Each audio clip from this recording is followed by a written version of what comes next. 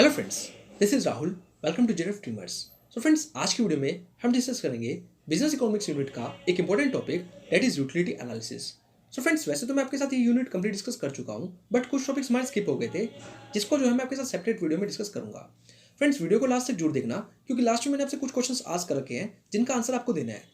इसी के साथ आप टेलीग्राम चैनल को भी ज्वाइन कर लेना, क्योंकि वहाँ पर जो है मैं time to time PDF notes, updates और साथ में जितने भी क्वेश्चन यहाँ पे आस्क किए गए हैं वो आपको टेलीग्राम चैनल पर भी मिल जाएंगे विद आंसर। ओके, सो वहाँ पे आप क्रॉस वेरीफाई कर सकते हैं।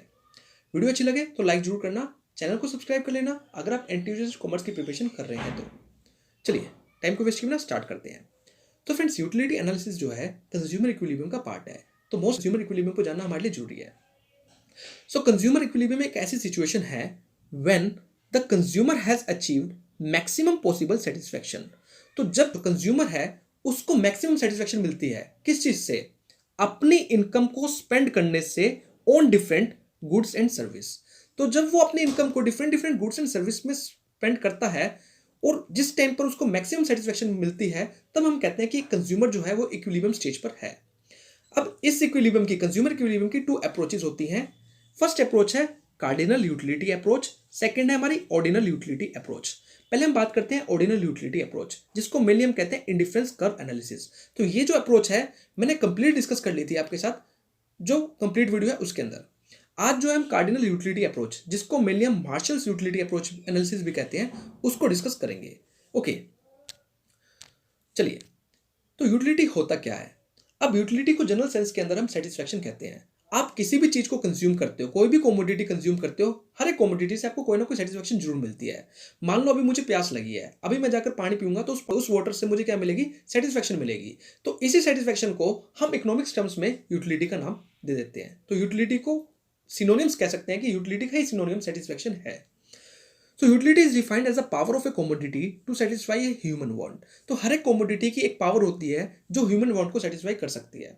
जैसे कि मान लो अभी मुझे भूख लगी है, मैं मार्केट गया, मार्केट से मैंने बिस्किट लाया और बिस्किट को खाने बैठ गया, उस बिस्किट से मुझे एक सेटिस्फेक्शन मिलेगी। तो क्या है वो? इसकी पावर है ह्यूमन वांट को सेटिस्फाई करने की। उसी को हम क्या कहते हैं? यूटिलिटी कहते हैं। Utility of a commodity is the total amount of psychological satisfaction that a person gets from the consumption of a goods and service. तो एक साइकोलॉजिकल सेटिस्फेक्शन है, ठीक है, जो कि एक पर्सन को मिलती है गुड्स एंड सर्विस को कंज्यूम करने से।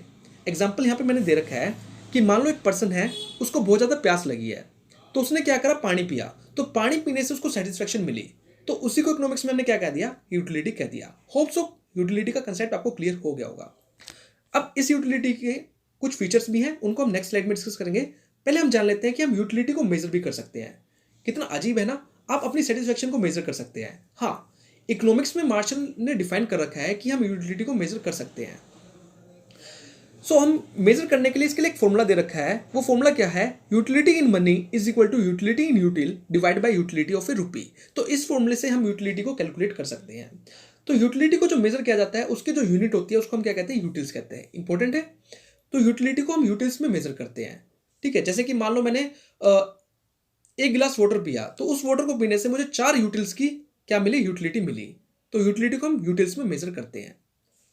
ओके, अब इसके जो फीचर्स हैं, मोस्ट इंपॉर्टेंट है। प्रीवियस ईयर क्वेश्चन देखोगे तो 60% क्वेश्चन सिर्फ और सिर्फ आपको फीचर्स में से दिखेंगे, और फीचर्स भी ज्यादा नहीं है, 4 और 5 फीचर्स इसके हैं। सबसे पहला है, यूटिलिटी जो है वो सब्जेक्टिव है। It means it deals with mental satisfaction. अब मान लो जैसे कि मान लो एक पर्सन ऐसा है, मान लो एक पर्सन ए है, एक पर्सन बी है। अब ये दोनों भाई हैं, सगे भाई हैं, ठीक है। घर में सब्जी बनी है राजमा की, ठीक है। बी को ये राजमा बिल्कुल भी पसंद नहीं है, ए को बहुत ज्यादा पसंद है। तो अब ए को तो इसको खाने से सेटिस्फैक्शन मिल रही है, बट बी को बिल्कुल भी नहीं मिल रही। हालांकि सब्जी तो एक ही है, राजमा ही है, लेकिन ए को सेटिस्फैक्शन मिल रही है, बी को नहीं मिल रही। तो इसका मतलब ए को इससे यूटिलिटी मिल रही है, बी को नहीं मिल रही है। तो इसका मतलब क्या है? जो यूटिलिटी है वो मेंटल सेटिस्फैक्शन से डील करती है, ठीक है। जो बंदा मेंटली सेटिस्फाई हो गया उसी को उससे यूटिलिटी मिल रही है, जो सेटिस्फाई नहीं हुआ उसको यूटिलिटी नहीं मिल रही है। सेकेंड है, utility is relative. It means it never remains the same.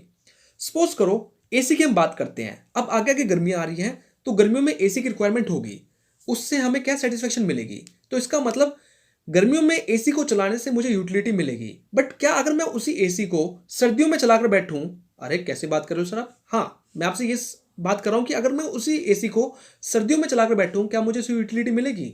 नहीं, मुझे तो उससे बिल्कुल भी यूटिलिटी नहीं मिलेगी। तो इसका मतलब क्या है, यूटिलिटी कभी भी सेम नहीं रहती। एक चीज से आपको हमेशा सेम यूटिलिटी नहीं मिल सकती। ठीक है। थर्ड फीचर है हमारा, utility is not essentially useful. अब एक पर्सन है, उसको ड्रिंकिंग करना बहुत अच्छा लगता है, अगर उसको रोज वो ड्रिंक ना करे तो वो पागल सा हो जाता है। ठीक है। अब आप कहोगे कि ड्रिंकिंग करने से उसको यूटिलिटी मिल रही है, बिल्कुल मिल रही है, बट क्या ड्रिंकिंग करना, अल्कोहल लेना क्या अच्छा है सेहत के लिए? बिल्कुल भी नहीं है। तो यूटिलिटी हमेशा अच्छी नहीं हो सकती। ठीक है, तो नॉट एसेंशियली यूजफुल। फोर्थ है, utility is not easily measurable. हम कितनी आसानी से कह देते हैं कि हम यूटिलिटी को मेजर कर सकते हैं, बट क्या ये इतना आसान है? सपोज करो मैं दिन में इतनी सारी चीजें खाता हूं, कभी मैंने चिप्स खा लिया, कभी मैंने बिस्किट खा लिया, रोटी खा ली, और बहुत सारी चीजें खा लेता हूं। क्या मैं हर एक चीज की यूटिलिटी निकालकर उसको मेजर कर सकता हूं? क्या इतना आसान नहीं है। कहने में अच्छा लगता है, मार्शल जी ने तो डिफाइन कर दिया कि आप यूटिलिटी को मेजर कर सकते हो, बट जनरल सेंस के अंदर हम कभी भी यूटिलिटी को इतना इजिली मेजर नहीं कर सकते। ओके। अब यूटिलिटी के टू टाइप्स होते हैं। पहला है मार्जिन यूटिलिटी, सेकंड है टोटल यूटिलिटी।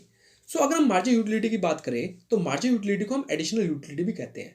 तो एडिशनल यूनिट को कंज्यूम करने से जितनी यूटिलिटी आपको मिलती है उसी को हम मार्जिन यूटिलिटी कहते हैं। फॉर्मूला क्या है? Margin utility is equal to T U N minus T U N minus one.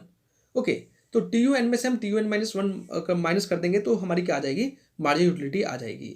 और we can say change in total utility divide by change in X. Okay, ठीक है। इसके बाद हम बात करते हैं टोटल यूटिलिटी। तो टोटल यूटिलिटी क्या होता है? Total satisfaction obtain from the consumption of all possible units of a commodity. तो सारी कमोडिटीज को कंज्यूम करने के बाद मुझे कितनी सेटिस्फेक्शन मिली, वो ही मेरी क्या है? टोटल यूटिलिटी है। So total utility is the sum of margin utility. तो टोटल यूटिलिटी क्या है? मार्जिन यूटिलिटी का क्या है? सम है। होप सो बात क्लियर होगी आपको। चलिए अब हम बात करते हैं relationship between T U and M U. तो टोटल यूटिलिटी और मार्जिन यूटिलिटी के बीच में क्या रिलेशनशिप है? मोस्ट इंपोर्टेंट है फ्रेंड्स, सब्जेक्टिव वे में भी इंपोर्टेंट है और ऑब्जेक्टिव वे में भी इंपोर्टेंट है। चलिए इसके साथ समझिएगा, यहां पर जो कॉमोडिटी है वो हमारी क्या है? ऑरेंजेस हैं, हमने ऑरेंज कंज्यूम कर रहे हैं। ठीक है। उसके बाद हमें मार्जिन यूटिलिटी दे रखी है, टोटल यूटिलिटी। तो 0 यूनिट्स कंज्यूम करी तो मुझे कोई यूटिलिटी नहीं मिली, क्योंकि 0 यूनिट्स है, कुछ भी मैंने कंज्यूम नहीं करा तो कुछ भी मुझे यूटिलिटी नहीं मिली। पहले यूनिट मैंने कंज्यूम करी, फर्स्ट यूनिट कंज्यूम करी, उससे मुझे टोटल यूटिलिटी कितनी मिली?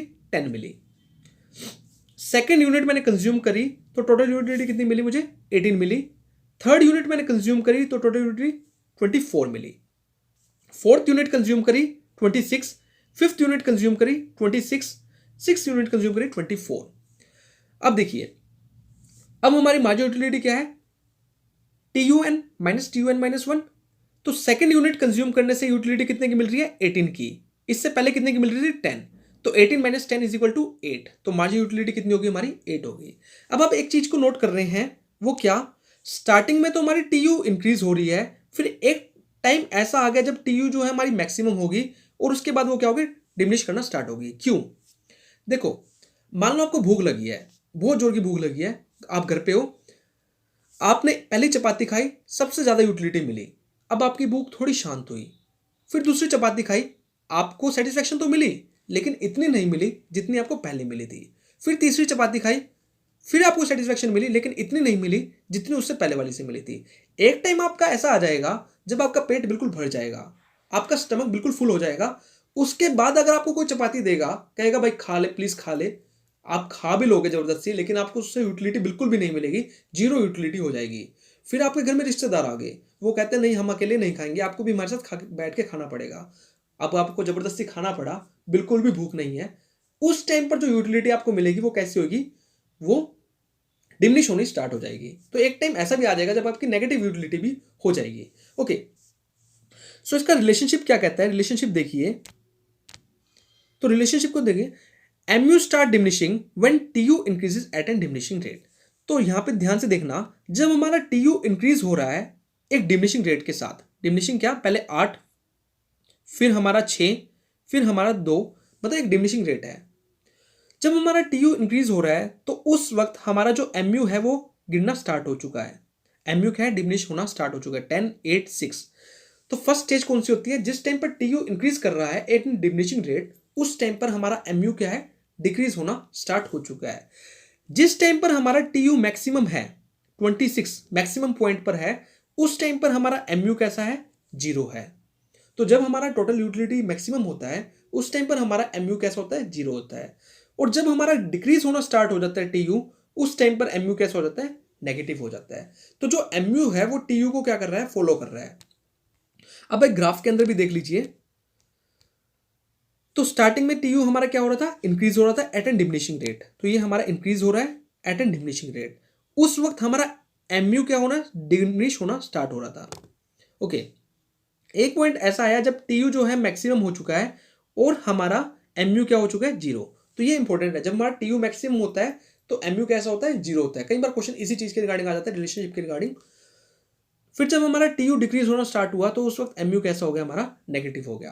तो MU जो है टोटली फॉलो कर रहा है किसको, TU को। होप सो क्लियर हो गया होगा। चलिए अब आता है law of diminishing marginal utility. Economics जो है लॉ के बिना अधूरा है, तो लॉ सारे के सारे इंपॉर्टेंट होते हैं इकोनॉमिक्स के अंदर।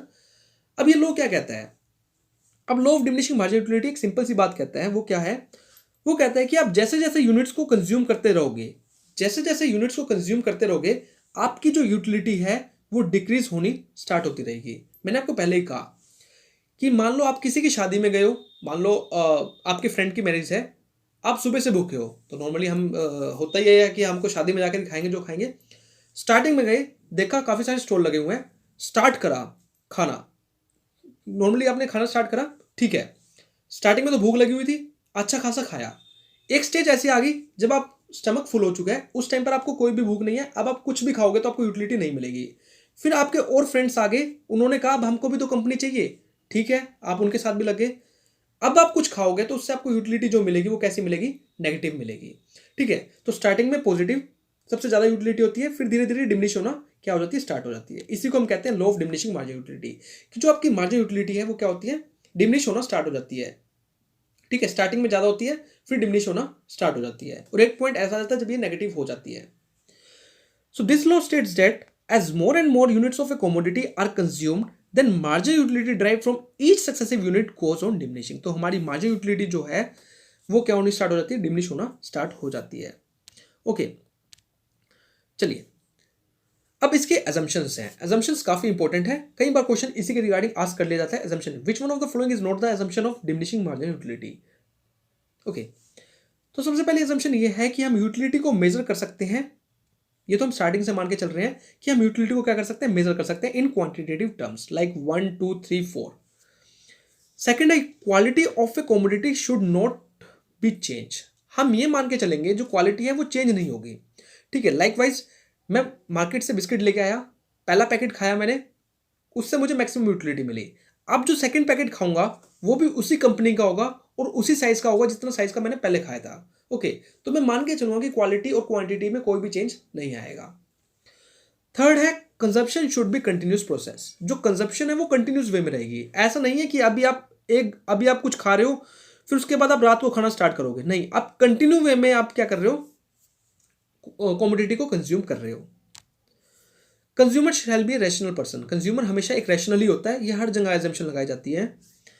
Time period of a consumption should not be too long. तो हमारा जो टाइम कंजप्शन है, जो कंजप्शन है, कंजप्शन का जो पीरियड है वो लॉन्ग नहीं होना चाहिए। ठीक है, कंज्यूमर टेस्ट हैबिट इनकम में change if the time gap is more. क्योंकि हमको पता है कि अगर टाइम पीरियड ज्यादा हो गया तो हो सकता है हमारा टेस्ट भी चेंज हो जाए, ओके, हमारा मूड भी चेंज हो जाए, हमारी हैबिट चेंज हो जाए। इसलिए हम मान के चलते हैं कि जो कंजप्शन का जो टाइम पीरियड है वो ज्यादा नहीं होना चाहिए। The price of the substitute and complementary good should not be change. तो नॉर्मली हम इसमें मान के ही चलते हैं कि जो प्राइस है कमोडिटी का वो चेंज नहीं होता। ठीक है, तो ये कुछ असम्पशन है जो हम लगाकर चलते हैं।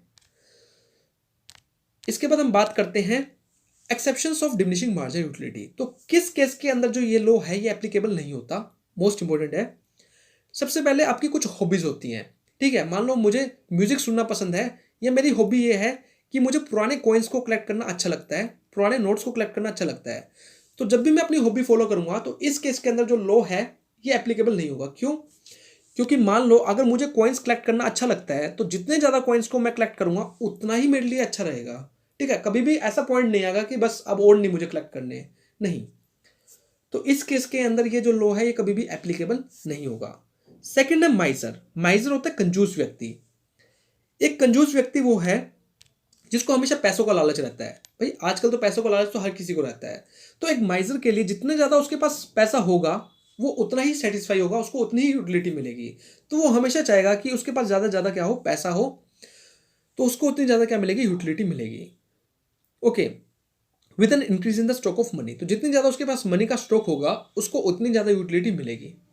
ठीक है, चाहे उसका घर कैसा हो, चाहे वो कुछ खर्च कर भी रहा हो चाहे नया कर हो, इस चीज से मैटर नहीं करता। जितनी ज्यादा उसके पास मनी होगी उतनी ज्यादा उसको यूटिलिटी मिलेगी। थर्ड है एडिक्शन। एक पर्सन ऐसा है जिसको स्मोकिंग करना अच्छा लगता है या अल्कोहल लेना अच्छा लगता है। तो जितना ज्यादा वो ड्रिंक करेगा, जितनी ज्यादा वो स्मोकिंग करेगा, उसको उतनी ज्यादा यूटिलिटी मिलेगी। ठीक है, तो एडिक्शन के केस में भी हम मान सकते हैं कि जितनी ज्यादा आप करोगे, ड्रिंकिंग करोगे या स्मोकिंग करोगे, उतनी ज्यादा आपको यूटिलिटी मिलेगी। हालांकि ये अच्छा नहीं है बिल्कुल भी।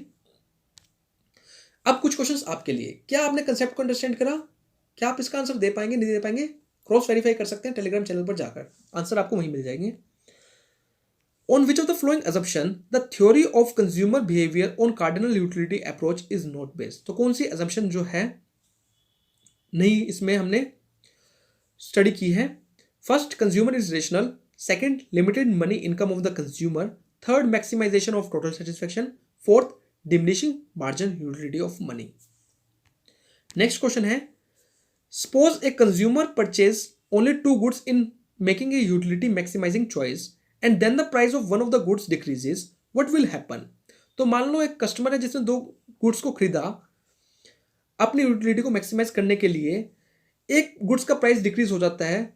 तो बताओ इससे क्या होगा? A, the consumer purchase power will increase. B, the consumer total utility will increase. C, the consumer money income will increase. Choose the most appropriate answer from the following option. First, A and C. Second, A and B.